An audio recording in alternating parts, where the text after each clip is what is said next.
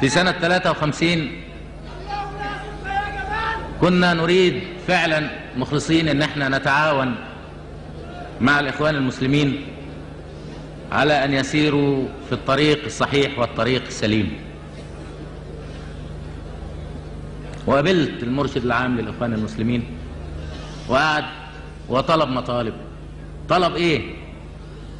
اول حاجة قال لي يجب ان تقيم الحجاب في مصر وتخلي كل واحدة تمشي في الشارع تلبس طرحة.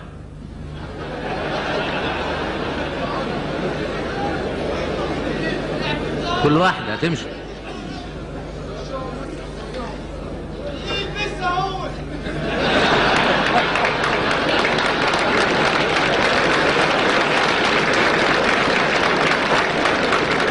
وانا قلت له يعني اذا الواحد قال هذا الكلام بيقولوا رجعنا لايام الحاكم بامر الله اللي كان بيخلي الناس ما يمشوش بالنهار ويمشوا بالليل.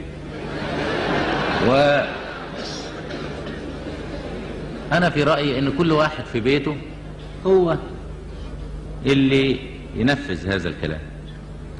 فقال لي لا، انت باعتبارك الحاكم مسؤول.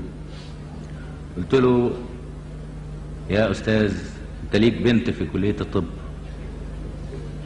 مش لابسة طرحة ولا حاجة، ما لبستهاش طرحة ليه؟ ده كنت انت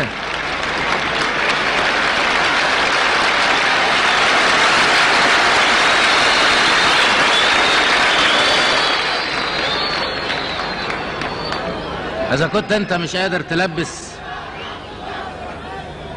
مش قادر تلبس بنت واحدة اللي هي بنتك طرحة، عايزنا ننزل ألبس 10 مليون طرح في البلد؟ نفس